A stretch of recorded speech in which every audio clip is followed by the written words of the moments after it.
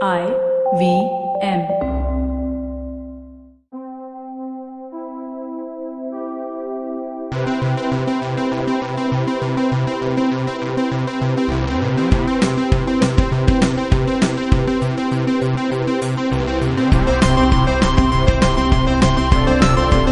Hey everybody, welcome to a special episode of the Geek Food Podcast with me, Tejas, and Dinkar. Hello. How do you do? Dinkar, how's it going? It's going very well. Hey man, so this is a cool episode because we're going back to one of our favorite, what would you call a subset of shows? A sub-show. A sub-series? It's sub-series. a series we do occasionally. A show within a show. Yeah. Welcome everybody to Back to the Franchise. Cue music. There's no music. I have to make something. We should have made music. I'll make a thing. Okay. I'll make a thing. Just until then, should we do the song? Yeah. And they're watching us. Watching.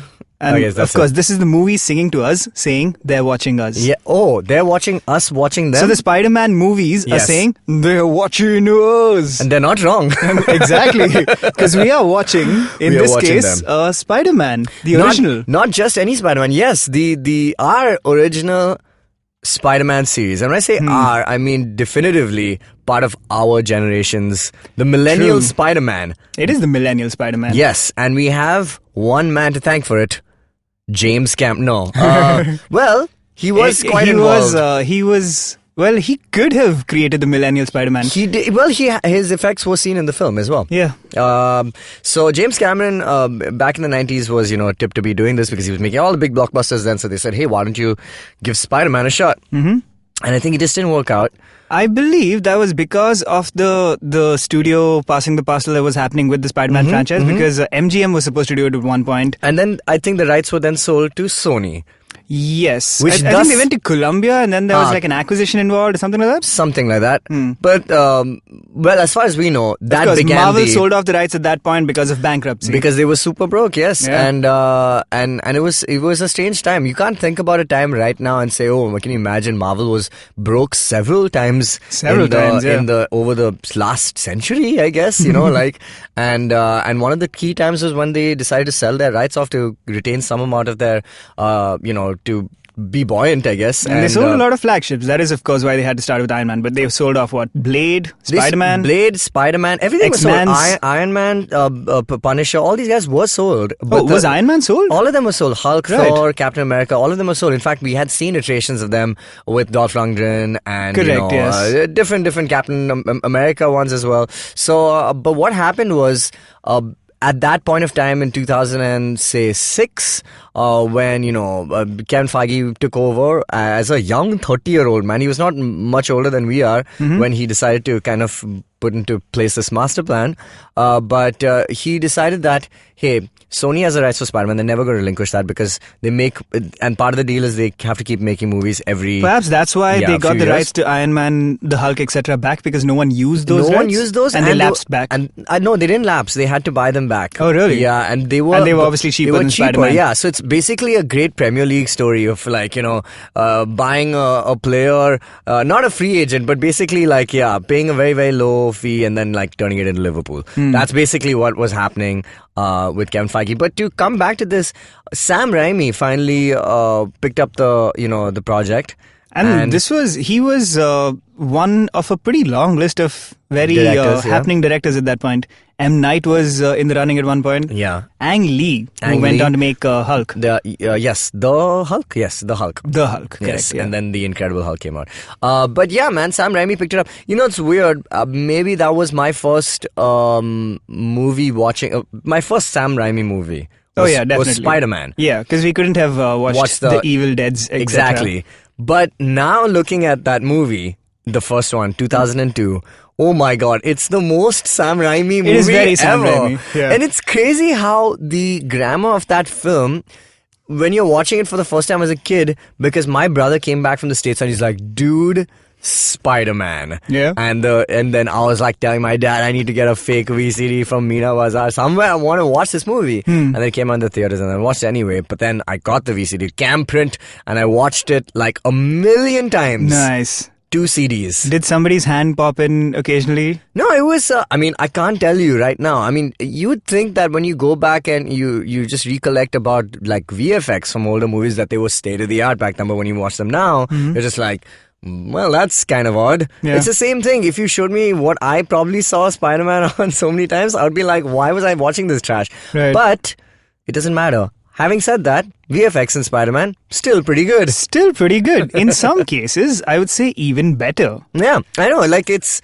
held up quite well over the years. On the Spidey suit in particular, I will say. That suit still looks great even compared to... Even CGI animated also, the suit does look quite impressive. Even the swinging, everything is exceptional, man. Yeah. It's still good. Before coming for this podcast, because we decided to do this episode... because we're starting something interesting, which we'll get to in a bit. But I decided to kind of just browse through the first Spidey film. I couldn't find it on... I mean, I wasn't connected to my VPN, so I couldn't watch Disney+. But it was on Sony Live. Right. And so I started watching a bit of it. It's a Sony movie. Precisely. So it was there. And so I started watching, just like, browsing through it. And man, my first two impressions, the one was that, wow, this is so Sam Raimi. And the second thing is that this movie, when it came out so fresh, it was like, wow, this is cutting edge. Everyone looks so young and looks cool. And now it looks like, what it looks like when I was a kid and I watched Richard Donner's Superman. It's the same thing. I think Spider-Man is our generation's Dick Donner's Superman. I will give you that. That is absolutely true. Yes. It is very off its time in a lot of ways. Very much especially the high clothing. School sequences. The clothing, for sure. Oh my God. The clothes. Kirsten Dunst's entire wardrobe is just like... Oh my God. You don't need calendars in this movie. Seriously. You look at Mary Jane and go like, all right, it was the 2000s. That's what that hair is. Yeah. That's what everyone's hair is, by the way. Yeah. Joe Manganiello, who plays Flash Thompson. Such a young Joe Manganiello. My God. Oh my gosh. I was also looking at clips and I saw him and I was like, my God, I forgot how he looked. I'm also going to hit you with 2 cameos that are there in this film. Well, 3 cameos. Well, there are lots of cameos, by the way. Of course. The popular ones are, of course, Bruce Campbell, who's been in the Evil Dead series, and Ash vs. Evil Dead. He's Sam's amazing. boy. In the first, he plays different roles in all 3 films. The first one, he's the guy who actually gives Spider-Man his name. Yeah. He's the announcer when he's fighting Bonesaw McGraw.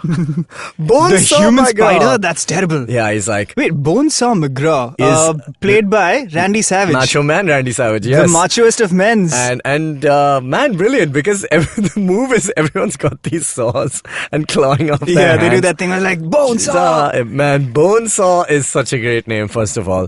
And... he's classic. As opposed to the human spider. The human spider. So and Spidey gets all fussy and goes like, I'm not going out. You didn't say my name right. That clip is so Sam Raimi. That bit when he goes to kind of fight, and make this money so he can buy a car.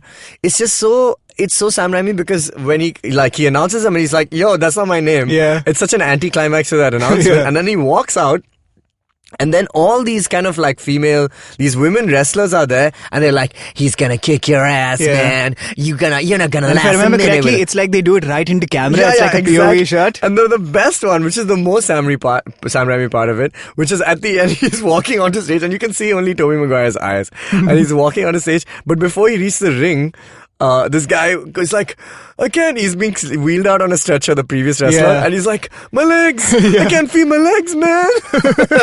Which is so, man, I have to let you know also about this. The other thing is the SFX in all these kind of comedic sequences are cartoon sounds. Yeah. It's like, there are boings in there and stuff. It's hilariously in a lot of classic. Ways. Again, it's that early 2000s vibe, and the movie is very self-consciously over the top. This is something that Sam Raimi's always done. Very self-aware, yes. Yeah, very self-aware. So there are like crash zooms all over the place. Like someone will say something and it's like, whoop, you're in a close-up right on his eyes. And over the series, they didn't change that. He leaned into it further and further.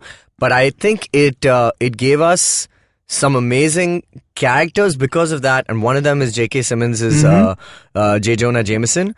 Man, I think the iteration of JJ in this version is that comedic asshole kind of but it's because of the treatment of the script and how the tone of the film is. Yeah. That's why JJ is now this iconic version of Yeah. it, as opposed to like say the that 90s started cartoon. reflecting in the comics and stuff as well, Exactly, because he was so like so definitive. And you know, the character of JJ is not supposed to be. It's supposed to be kind of sympathetic, basically, because you find out that he has issues with people in masks, and that's why he takes out his frustration on Spidey. But in this, it's quite interesting because now we live in a world, like I'm saying us, we watch so many of Marvel movies, and there's so many DC Marvel movies, that if somebody said in one of these universes like, hey, there's a guy who has these powers, you'd be like, oh, okay, cool, there's another superpowered guy, because there have been so many movies, and it's not, even in the public consciousness of people in these films, it's not a new thing anymore to be a vigilante. But at that time, in this situation, because only X-Men had come out and a couple of, and those Batman films, which are, again, very insular universes. This is like New York City. Yeah. So J. Jonah Jameson going like, yo, who the hell is this guy? Is completely justified. It's man. an understandable reaction. It's a fully understandable reaction. It's like, why does he wear a mask? Like, what's his... The concept of vigilante justice is not present in this universe. Yeah. So it is really interesting that his reaction is kind of accurate, like in that sense. And the second thing, he's not a bad guy, because there's this scene where the Green Goblin kind of breaks into his office and says... And it's, this movie is so sequential that, it's just scene after scene. There's no like moment to kind of dwell on a thing. There's no existential moments. It's just, if you can watch this movie like on mute and you'll understand and you'll know everything, right? Because it's telegraphed so like obviously, and it did the heavy lifting that superhero movies now don't have to do, because movies like this did it. And J. Jonah Jameson, he comes in Green Goblin and says, well, who takes pictures of Spider-Man and stuff? And he's just like, I don't know, it comes in the mail. And White Parker's right there. So, straight off the bat, you kind of know that he's a good dude. Yeah. But the way he has a code. He has a code, and he's funny because of the Sam Raimi treatment. Yeah. So, yeah, man. Like, what are the other cameos you were talking about? 2 cameos. Well, not cameos, but people you don't kind of, now we know so well. But one is Octavia Spencer. Right. She basically is the one who signs him up. Like, she's at the registration desk at the wrestling thing, and she has one great line, which is just like, she looks at him, she's like, are you sure you want to do this? And she's like, okay, cool, let me just read you your rights, basically, or you're like, you're basically on the contract. He's like, you do know that the NYWL cannot be liable for any injuries you may and probably will sustain during this match. And she's like, all right, God bless you, and then you go. And so Octavia Spencer's in that. That's great. And the other one is Elizabeth Banks, man. Oh yeah, of course. She's Jonah's assistant. Betty Bad. So, and she's great in that, man. We always had a crush on her. She's got like a bob, right? Like a brunette bob. Classic Betty Bad. It was amazing. Anyway, so yeah, those 2 are great cameos. But man, this movie, dude. It's a classic. The series is one of my favorites. And do you think it's aged like well in terms of like? I mean, well, not in some respects, but in some respects still yes. I think the key is, of course, looking at it as a very Sam Raimi film. Way back when Spider-Man 2 came out, when Spider-Man 1 came out, I was just like luxuriating in the movie itself. Yeah. Spider-Man 2, by that point, I had gotten very into like exploring things further. So like I'd read like a lot of reviews and analysis and stuff. And everything I'd read about Spider-Man was like, oh, like he's referencing his work in Evil Dead, which he does in Spider-Man 2 with like the Otto Octavius operation scene. Yeah. Or like they'll mention like Bruce Campbell cameos and stuff. And that's when I started like that was my origin story of understanding cinema. Correct. No, that's so true. I mean, like, yeah, it makes complete sense now. Yeah, when you see Dr. Octavius's, his basically one of his tentacles kind of moves in the same way that the camera does in Evil Dead. Yeah. So yeah, a lot of those like homages to his own. I mean, not homages, but like this is basically like that's his style is so distinct. Yeah. Now it makes so much sense in context for us who've been watching films over so many years. But yeah, man, like there's so many things that I notice about Spider-Man now as an adult that I've never kind of considered before.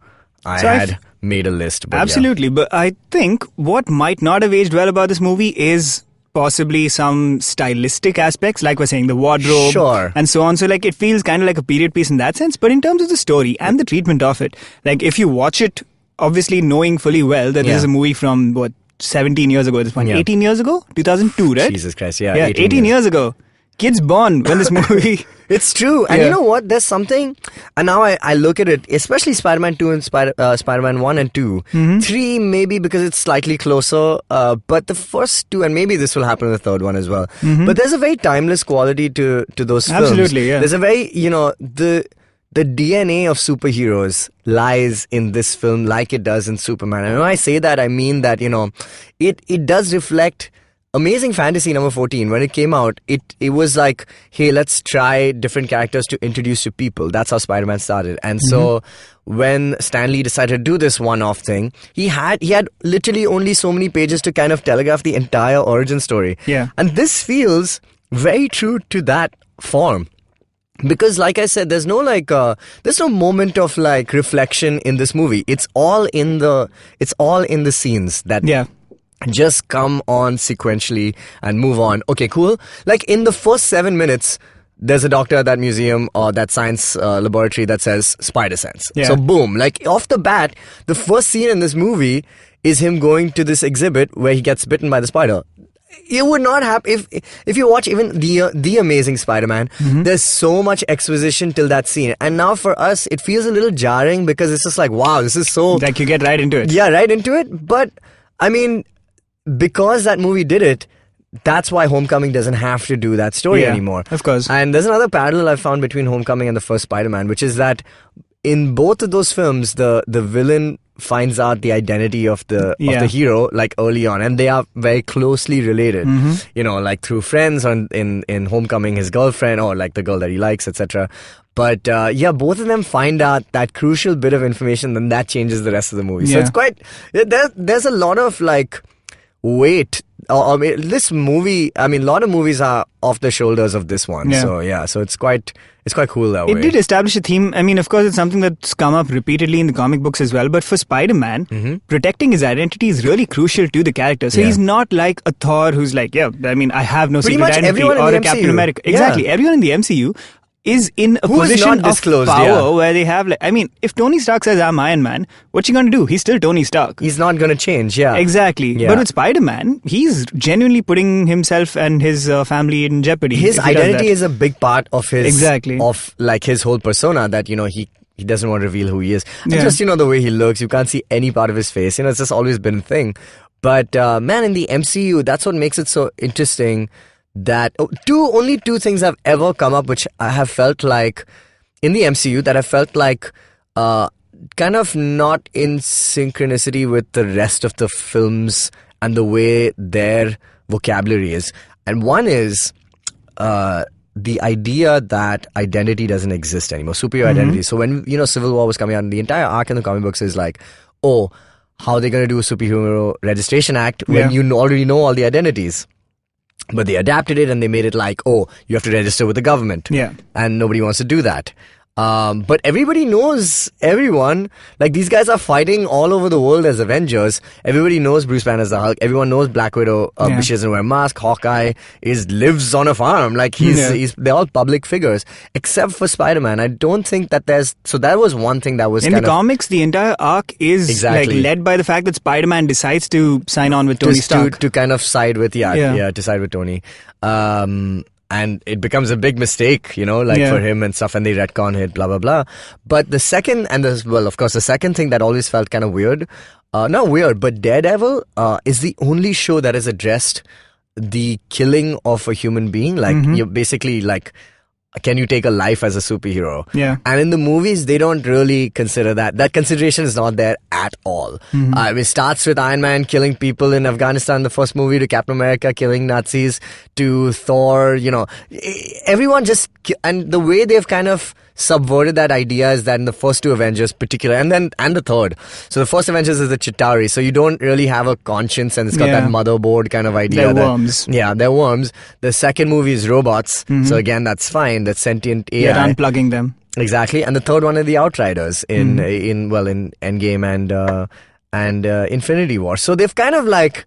But if it was a human They've sidestepped the issue. They have sidestepped the issue. And Daredevil's the only show, which is why I still admire it, for 3 seasons asking that question in earnest.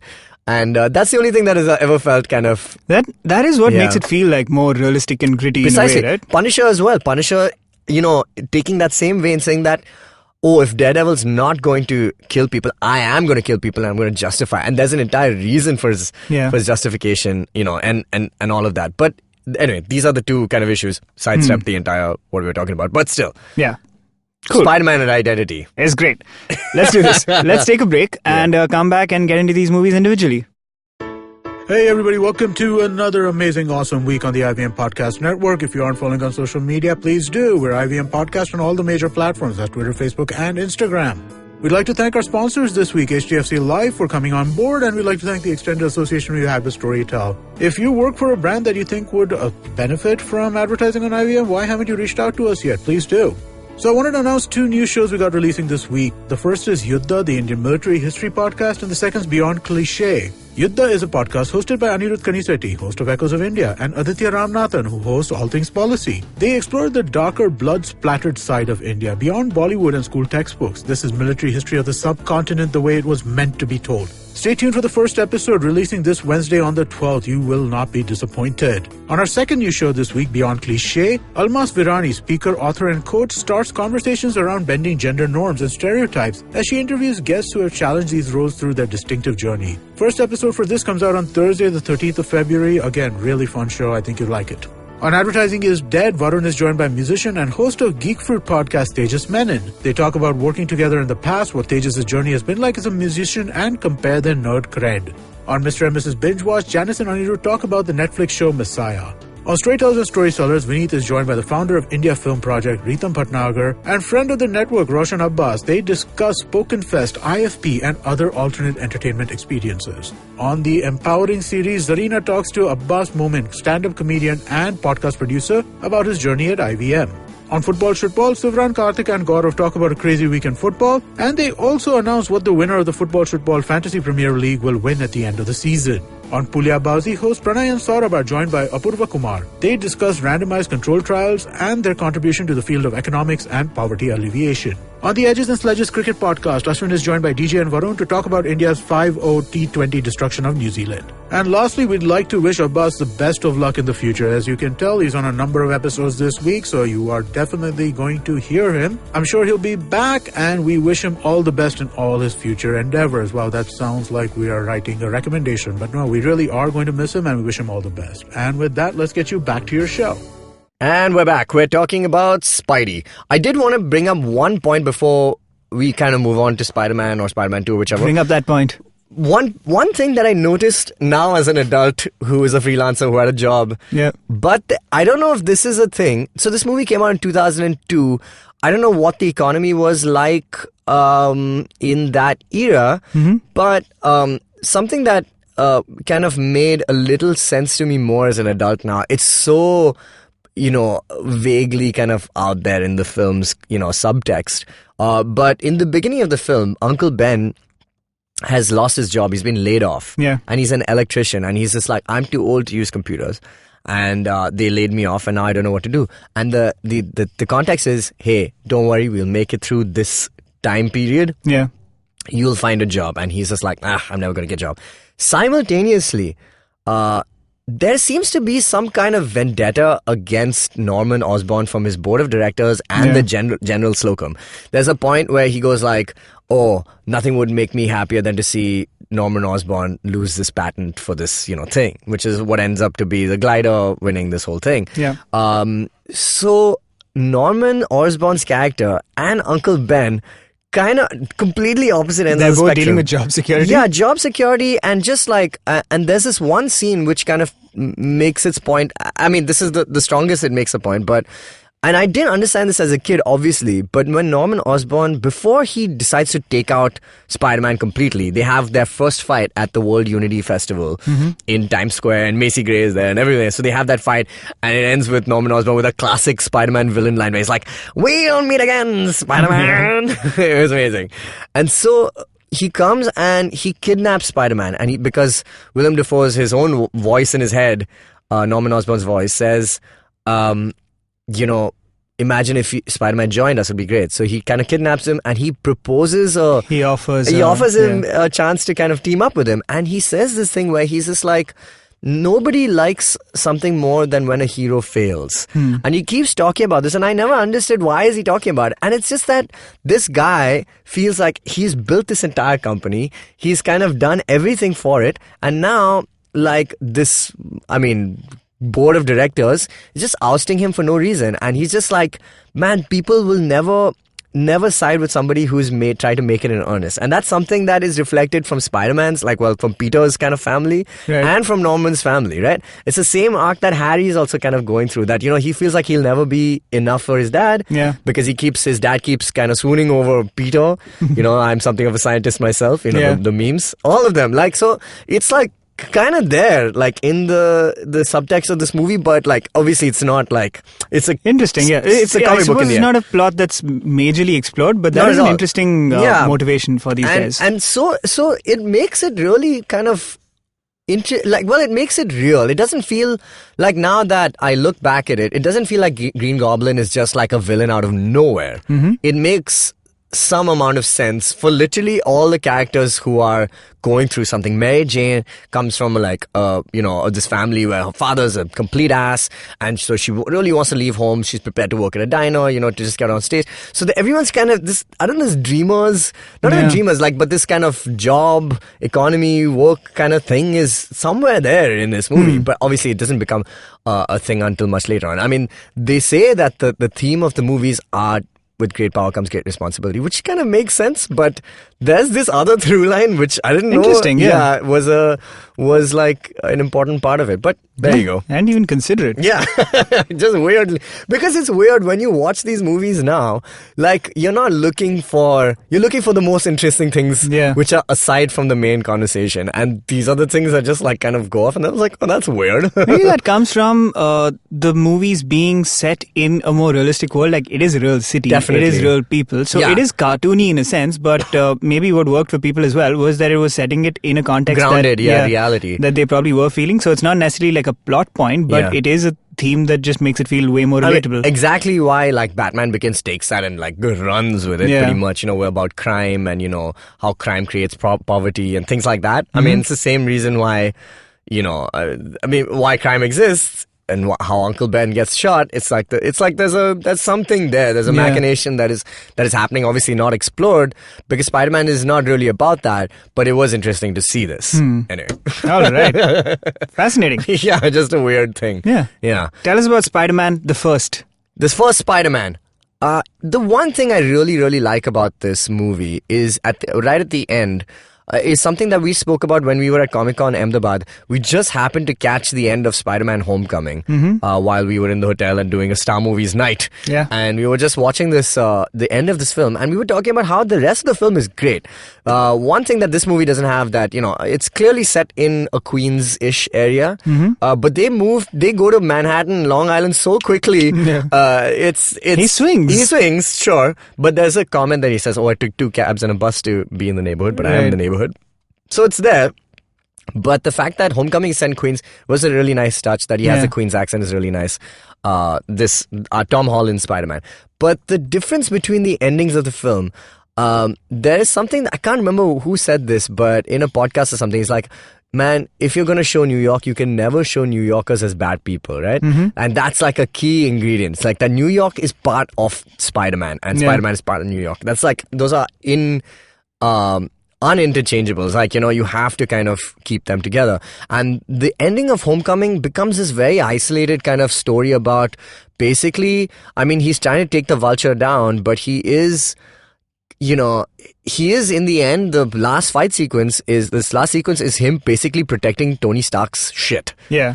And from the Vulture stealing it. So it becomes a 3-person story, essentially. Instead of him battling for the soul of New York, which is fine. But he basically is an employee of Stark Enterprises by that time. Because, the key part of that story is that if you don't have the suit, then you don't, if you can't work without the suit, then you don't deserve to have it, which is the best part of that film. But the ending becomes this weird thing. But the ending of Spider-Man does the opposite of what Green Goblin says, that everybody likes to watch a hero fail. But in the same vein that New Yorkers will celebrate that rat who stole a pizza and walked away with it, everybody wants to see like a good fight and see somebody come out on top. So at the end of the movie, when Green Goblin has like, MJ and stuff like that, the New Yorkers start abusing Green Goblin and they throw shit at him. And it's great because it's like, oh, the soul of the city is involved in this fight, and it's become more than just him trying to save Mary Jane. Yeah, of course there's a personal stake in it, but there's this whole aspect of inclusion of the city fighting against this villain. Absolutely, and I think that comes out even more strongly as the movies go on. Like in Spider-Man 2, one of the climactic sequences is Spider-Man basically like almost ripping himself in two, trying to stop a train. Man, that train sequence, what is more like part of the New York thing? So like at that point, for reasons that aren't entirely clear, he decides that he has to take off his mask to stop the train. Like basically he's like, it makes sense. He needs to breathe maybe. Yeah. And the entire train has seen who Spider-Man is, right? Like they know his face, even if they don't know that it's Peter Parker or whatever. And then this like one kid goes up to him and goes like, we'll never tell them. And everyone's just like, this is with you. Exactly. And that's so, well, I don't know if that's a function of like an era before cell phone or Instagramming or Snapchatting was so like hardcore. 100% that would happen right now. Right? Like, well, the replica would be today. They'd be like, delete. Oh, it is. Or Snapchat. It'll like disappear after 15 seconds. But I think I think that is that soul of the city is there. And another movie that does it excellently is Into the Spider-Verse, which is why again that movie works. And Far From Home, while it is intriguing and nice to see Spider-Man in a different setting, always it's like. I think with the MCU in particular, that's also because at this point the mythology around the MCU and everything they've built up is almost more important than the actual grounding. So what they take from the real world is things like relatively superficial stuff like geography or accents and stuff. But they do have to address the fact that they've built a world that's nothing like our world at this point. Yeah, I mean, well, it's now it's 8 years. Well, how many years has it been since 2008? It's like 12 years, right? So in 12 years, imagine our universe and their universe kind of splits off, and we're in ours, but they're now 12 years deep into a universe where aliens have visited and invaded and Thanos snapped people out. So they're a few steps removed, Yes, it is understandable, but then do you think that the more they make movies like that, the further and further they are removed from our reality? Or do you think... Oh, absolutely. And I think that's by design in a lot of ways. Like now, when they've hit a point where they're 5 years ahead of us, I suppose, and they've got like basically a completely different world from ours, they'll have to figure out what to do. So that's why like a lot of it is going to be in space, I expect. When we used to talk about Endgame also, that's true. When we used to talk about Endgame before it released, we were like, oh, this is going to be a hard reboot. I honestly did think, I wondered whether they would go with a really hardcore reboot of the universe, but you can't build the next wave of superheroes without the first one. Because those are so out there right now, because they're going more and more fringe. But you can't do those characters without doing this. And we might get really good stories because of that, but there's something really weirdly human and we can call our own about the Sam Raimi series that I can't say about any other Spider-Man that has come out since then. It feels like something that could happen in a lot of ways. Is that a nostalgia thing though? I don't think so. I think it's because these movies are set in a world that feels so much like our own, right? Yeah. Like whatever happens, I mean, of course it's like New York and it's very American in that way, but whatever happens with Spider-Man in school is something all of us would have related to. Yeah. You know what's so funny also is that until maybe 2010, okay, let's take 2010 as a year where the year that the Amazing Spider-Man dropped. This is true. No, 2012 that was. No, that was Amazing Spider-Man 2, I think. No, there's been a Spider-Man movie every 10 years. Like a reboot of a Spider-Man? So 2012 is when the first one came out. Right. 2014 is when the next one came out, exactly 10 years after Spider-Man 2. And 2017 is when Homecoming came out. So there's been a Spider-Man movie. So you're telling me it was 2002 for Spider-Man 1, 2004 for Spider-Man 2, and 2007 for Spider-Man 3. Right. Then Amazing Spider-Man was 2012. Then 2014, then 2017. So exactly 10-year gaps between the first trilogy and the next iterations. Not counting Spider-Verse, but yeah. Yeah, let's get back to the Raimi-verse, right? Spider-Man 1. Yeah. Amazing movie. Great. It sets up a great story with the Green Goblin. And then I think leaves a bunch of threads that somehow paid off even better in Spider-Man 2, because that might be one of the most perfect superhero sequels ever. I think, it sets it, it has to do the heavy lifting of all the table setting. But yes, I mean, it still works. Like, the movie is still like really, really good. There are great sequences.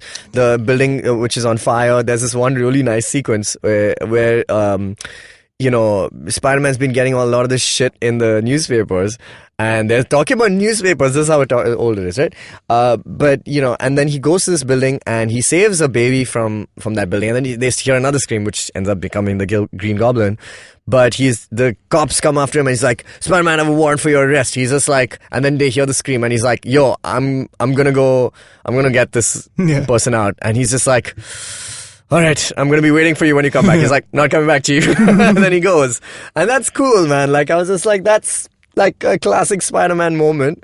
And from the first, like, off the bat, great Spider-Man moment. Like, just like, I mean, like, a lot of people love to shit on Tobey Maguire.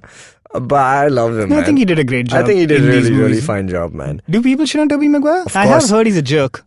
That's fine. I mean, like, everyone's a jerk, dude. Yeah, it's true. It's true. Everyone's a jerk. He is a notorious asshole, though, apparently. Well, apparently he's not as bad as... Well, in these movies, he's great. He's Peter Parker, for God's sakes. He's very Peter Parker. And the other... I mean, like, that way everyone's supposed to be a jerk, man. Like, apparently Edward Norton is an asshole. Shia LaBeouf, nobody needs to start talking about that guy. Sure. But, like, they're all... Mel Gibson is still making a nice guy. Yeah, yes. Mel Gibson's an asshole. Okay. Yeah, there you go. Tobey Maguire. Great in these movies. Casting, all around, is pretty great. Tobey Maguire's top-notch. Kirsten Dunst is... Well, I wouldn't... She's great. She's fine. She's just fine. She's actually really good. She is doing like a bit of over-the-top role. She's playing literally a girl next door in this one. So her character, I mean, while it has... It fleshes out more as we go on, absolutely. Which I think really works. No, but like, especially in Spider-Man 3, her arc is really good. She's not even like she's not a 2D character by any means in the first one either. Like, she does have like a backstory about her family and how she's trying to quit to go do her own thing. The entire sequence with Harry and her family is just like, it's just about her and her self-esteem versus these behemoths that is like, these larger-than-life characters. She has a relationship with Spider-Man. Her boyfriend's father is Norman Osborn. So she's trying to find her place in the world. So I think overall it works, and you're right, it kind of really ramps up as the movies go on. So I think her character is really, really good. Remind me if this is true. In Spider-Man 1, she's dating Harry. Yes. Right? And Harry doesn't tell Peter, and he finds out at the World Unity Festival. He takes a photograph. Yes, but so when Harry goes to basically, I mean, we're spoiling these movies to some extent, but that's fine. They're still great movies. You should still watch them. When he goes to his dad and says, well, Peter's in love with Mary, or Mary's in love with Peter, or whatever, he does that based on the fact that they were having like an intimate conversation, if I remember correctly. Like, basically he just sees them talking and like maybe hugging or something. And he's like, oh my God, she's cheating on me. And I'm like, what? I think Harry's entire arc is only resolved at the end of Spider-Man 3, right? Until then, it's another self-confidence issue. He lives in his father's shadow constantly, and his father idolizes Peter, man, like for the entire... And then Peter, he believes, is responsible for his father's death. So it's like this entire thing that he just cannot accept. So, and he is his father's son after all. He doesn't have the goblin juice in him, but like for him to kind of just create these kind of fictions in his mind. I mean, like, as James Franco. As James Franco. So it's like, I don't know, man. For me... Another possible asshole. Yeah, these movies aren't like it's not like super nuanced like what a Dark Knight might be, but the threads are there. They're very comic booky in that sense. Yeah, but they exist, it is not without reason, I believe, at least after watching these movies now. And I think this has really laid the framework for, like, I mean, if you look at the Batman films from the 90s, they have arcs, and I mean, God knows we've spoken about them for so long, but I think the nuances are a lot more in these movies than they are in the Tim Burton movies, because the Tim Burton movies are about spectacle. They are about this gothic kind of design and this look at, but we don't ever get into Bruce's psyche. I mean, Spider-Man here, we actually see it. It's not a pensive, morose kind of, thought piece, like Batman often becomes. This is not that. This is like just everything happens to Peter. Yeah. It's that thing, no greatness being thrust upon your shoulders. That's exactly his story. And you see it happen as the scenes go by. It's not like there's nothing introspective. You do see him point. dealing with stuff more than instigating stuff, right? Like one of my favorite things about Spider-Man 2 is that one of the through lines is that he keeps struggling with his powers in the sense that they just don't work sometimes. The focus thing. And that's never really addressed in the sense that you don't ever see like, oh, because of like this thing that's happening with your DNA or because of like this. Can I tell you what it is? Villain. It's anxiety. It is anxiety, exactly. Boom. They never say it outright. Yeah. And they never, I mean, essentially it's him feeling the pressure of coping with being Spider-Man and maintaining his real life. Man, the second movie. Mm-hmm. Oh my God. It's fantastic. It is so good, man. I love the fact that they don't try and assign like a sciencey or superhero reason to it. They're like, he had to figure something out. He figured it out. Yeah, there is a dramatic reason for it. Yeah. Not a yes, you're right. Not a scientific reason for it. And which this is great. classic with Spider-Man, right? Sorry, which is that a lot of the times when he overcomes stuff, it's because he has to find the strength in himself. Absolutely. It's a show. Whether it's a him willpower like, thing. whether it's him just like lifting the heavy things or stopping the trains. Yeah. The key is he has to go like, I can do this. It's very Flash in that way, where Flash is basically and like Green Lantern. Yeah, very much so. Yeah, but with the Flash and the Green Lantern both, they have this out where with Flash it's like, okay, run a bit faster. Dude with the Speed Force. Or with the Green Lantern's like, well, like the create ring a new is thing. not charged. Yeah. Your battery is low. But with Spider-Man, the solution is always like, just find it in yourself, man. The magic was inside him all along. It is, man. As are the spiders. I think that's exactly the kind of theme that, Spider-Verse took and ran with. Like they created their own kind of mythos with that, which is that, now that you're Spider-Man, you be whatever Spider-Man you want to be. And you find the strength however you can. It doesn't have to be the same for all of us. Penny Parker's father died and created this robot for her. So her strength has to come from like some emotional trauma. There's trauma for all of these guys, right? Like that's the thing about Spider-Man, that he's thrust into this situation that has just happened to him.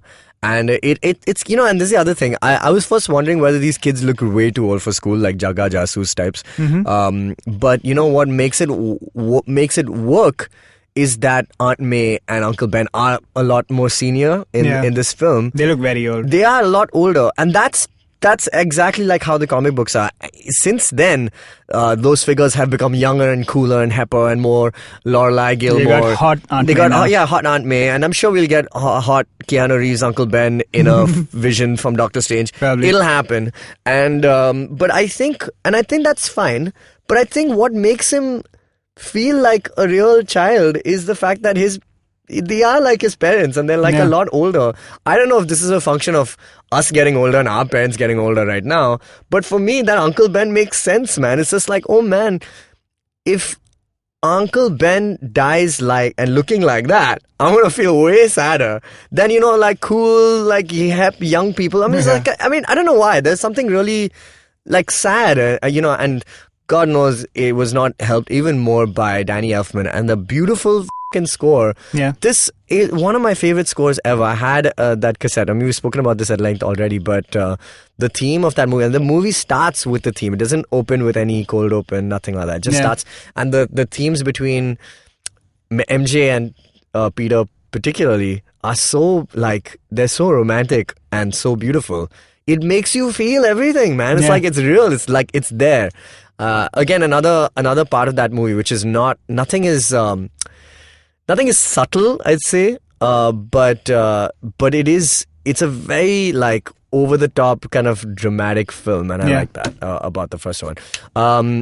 Let's do this. Let's take a break, and we'll come back. These two movies were universally acclaimed, of course. Yes. We'll come back and discuss the most controversial of these films. I mean, the best.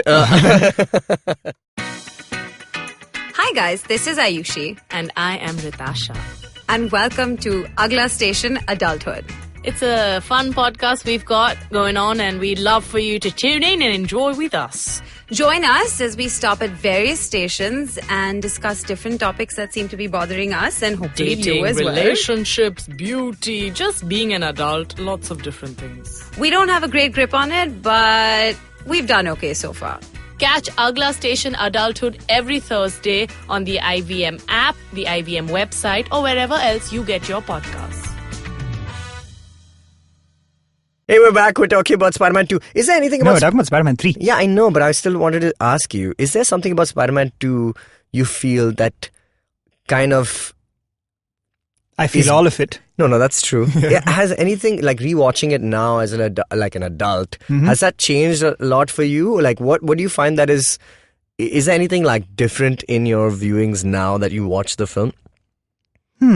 I don't know if emotionally I connect with it in a different way. I mean, obviously the superficial sort of elements in a way, I can see nuances that I wouldn't have seen when I was a kid. Because like when you watch a 2002 movie in 2002, you don't think about the 2002-ness of it all. Exactly, yeah. But like, I mean, similarly when we come back and watch Far From Home, 20 years from now. That's what I was thinking as well. I mean, like, I was just thinking that, if we take any of these movies which we're watching right now, they will, like, we are going to feel nostalgic about... I mean, like, I'm feeling the way I feel about Spider-Man right now that I did about, like, Batman when I was, like, a little older, but and enough time had passed.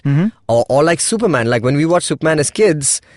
It was a movie, or Star Wars, like basically these are movies that came out before we were born, was celebrated well before we were born, established their fandoms well before we were born, and so we were born while everything was in media res, and we just had to assume this kind of reverence for these films. We understood them as we went along, but when we had our own, it was like, oh, I love this movie, it's just amazing. But now, 20 years on from then, I'm just like, if any kid is born right now, you better fucking respect these films, like, I get it now, that's just the passage of time, I suppose. Do you feel like they still command that kind of reverence though?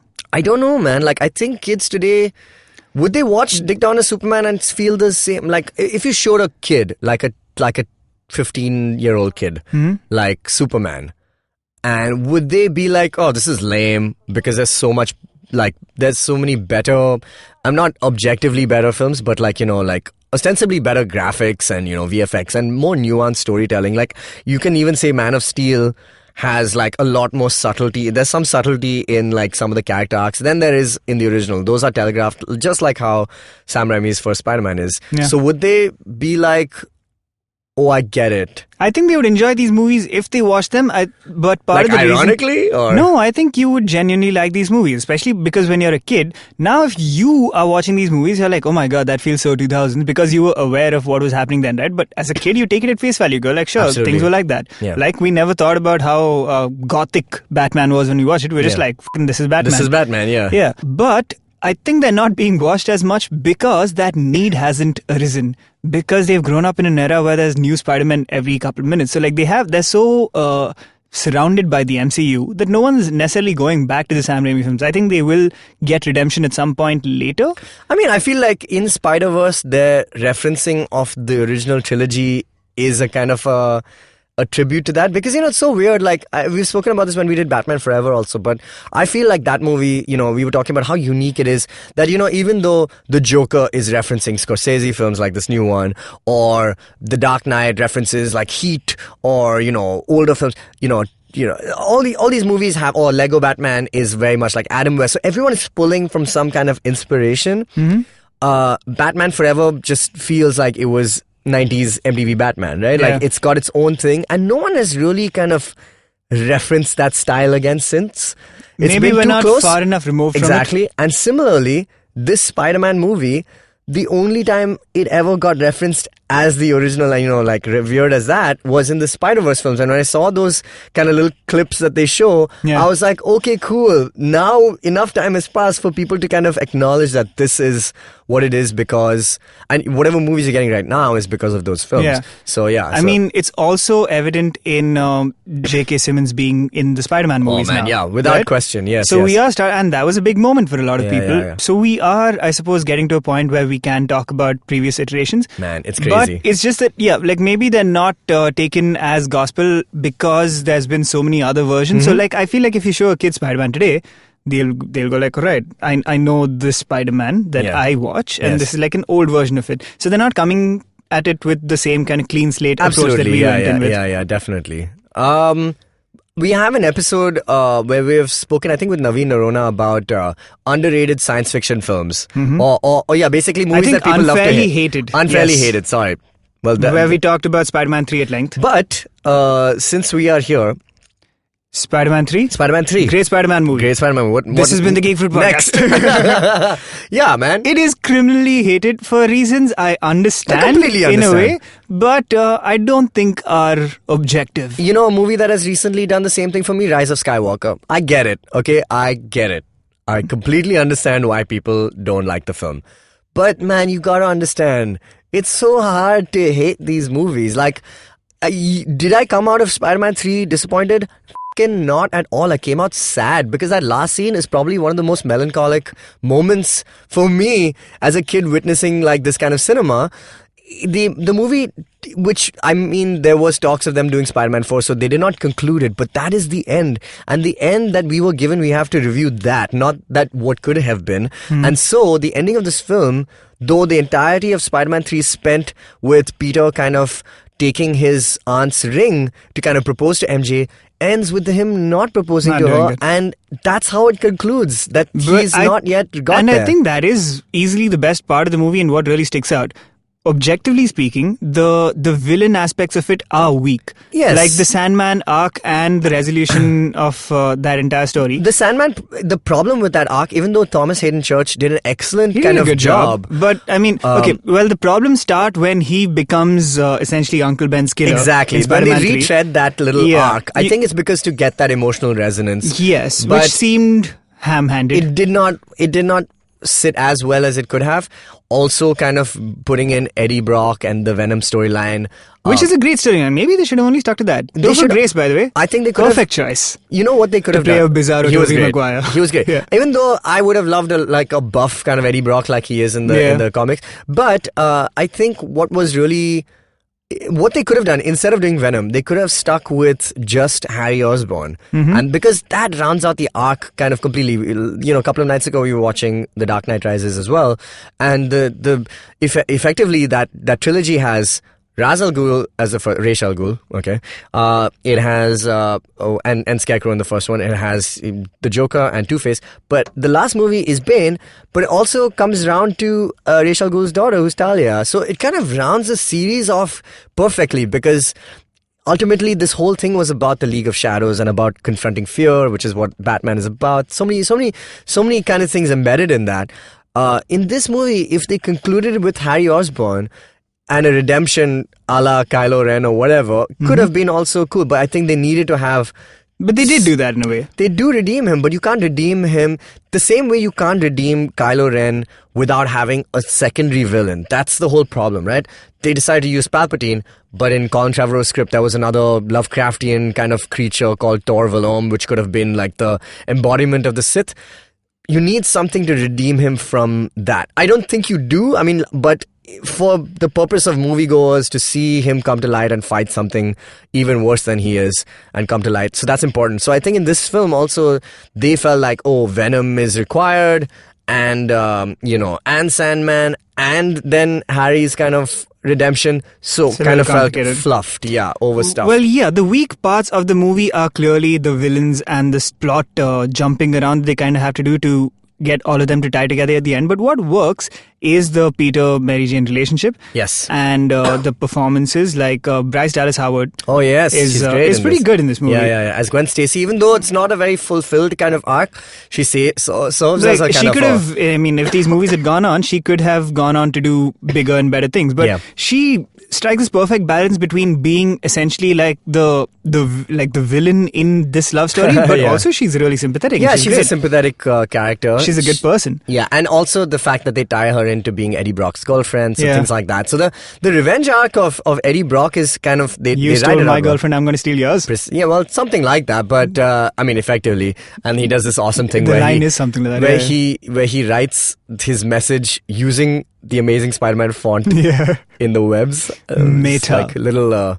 nod to all of that, but man, and we have reviewed this movie in like plot-wise distinct weak points, but yes, emotionally speaking, I think it really works. Rot. Plus, there are still standout moments in this movie that make it really enjoyable. Like one of the things that so many people had issues with was that Tobey Maguire's crying too evil much. Spider-Man, or emo Spider-Man, is basically just like an emo guy. Brilliant. Like his idea of being bad and aggressive, like he's literally on a call with with the guy he leaves the symbiote with, who says like, okay, I hope you didn't like hang on to this because it really amplifies aggression in people. And he's like, oh no, I didn't. And you cut to him like on the streets just like snapping his fingers. And he's also being fed cookies from his landlord's daughter.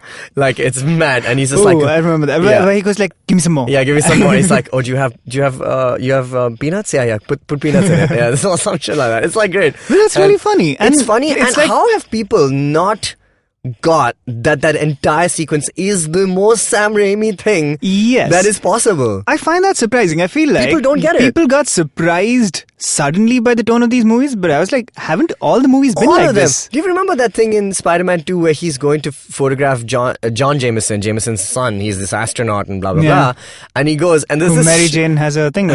She's about to get married to him, and that beautiful shot at the end where she's standing in his doorway in the wedding dress. It's really nice. It's like comic book panels in that. But there's this one shot where he goes to this thing, and it's classic Sam Raimi. This tray comes in front of the camera, in front of the frame, and it's got all these champagne kind of glasses on it. And he goes and reaches for one, and like two hands come in from the frame, take all of them away, and then this tray just kind of floats downwards out of frame, which is so Sam Raimi, and it's just so that style of comedy. I love that he kind of stuck with his gut. Yeah, it does work for Spider-Man in many ways. I feel like if you don't, every artist, Joe Quesada, anybody who's Brian Michael Bendis, whoever's written Spider-Man has added their flavor to it. We as readers and now maybe growing older have just this kind of holistic idea of what Spider-Man is, but everybody has a take, and that's the best part of it.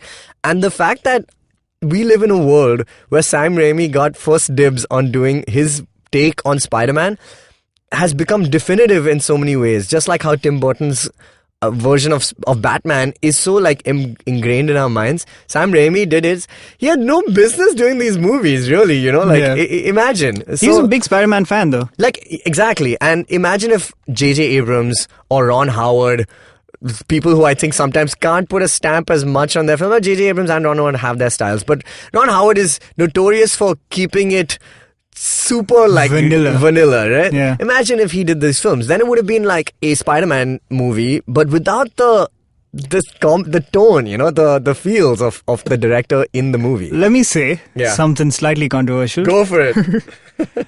That is what the Batman Forever movies are. What? They don't have as much of an emotional stamp as the Spider-Man movies do. Oh, sure. They're very of their time, and they're more vanilla in the sense that they don't necessarily have as much thematic weight.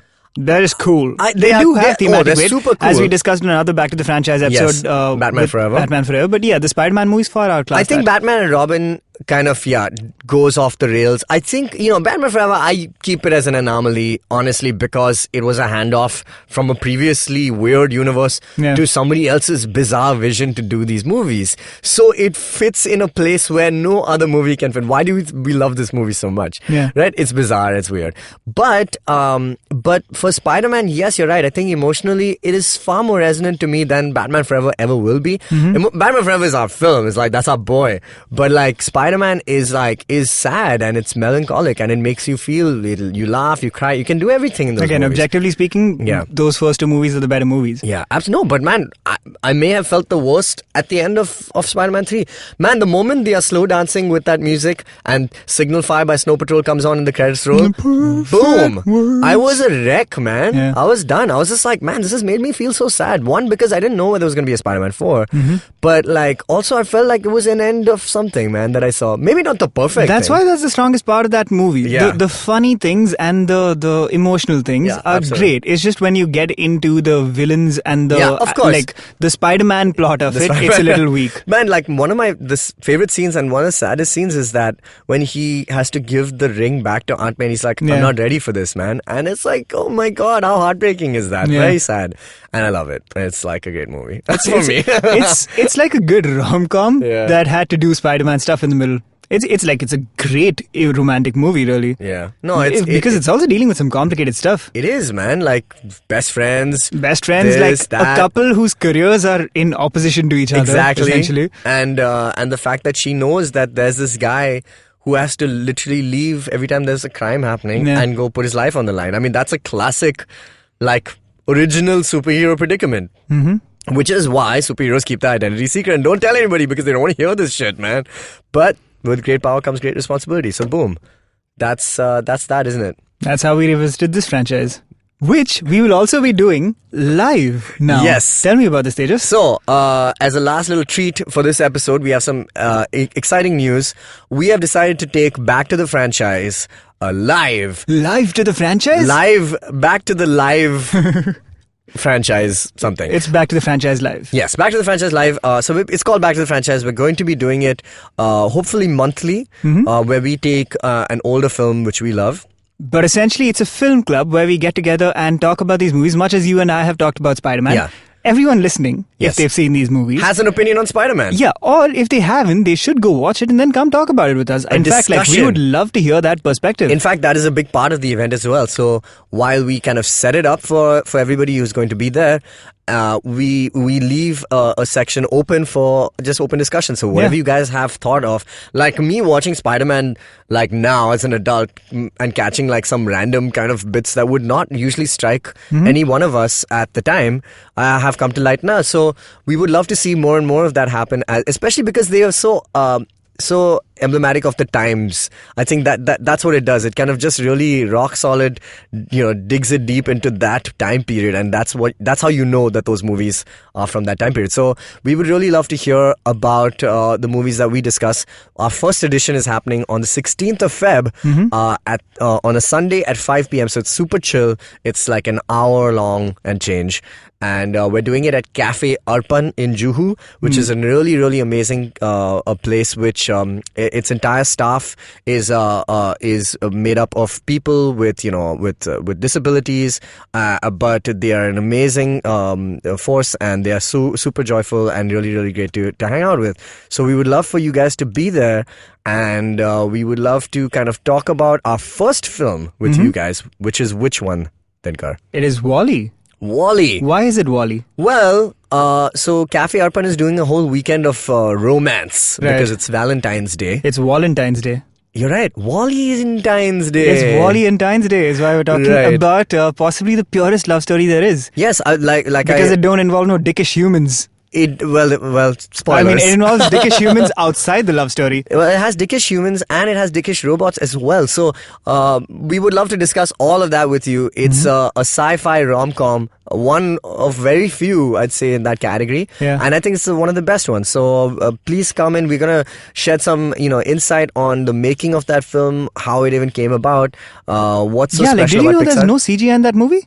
It's all live action. Practical effects. There we go. Yeah. First one off the bat. So that one's free. The rest of it is, I think the ticket price is super nominal. It's like 100 rupees to enter. But, I mean, please come by. There's limited seating, so make sure you book your tickets on Insider as soon as possible. And we'll see you there, you nerds.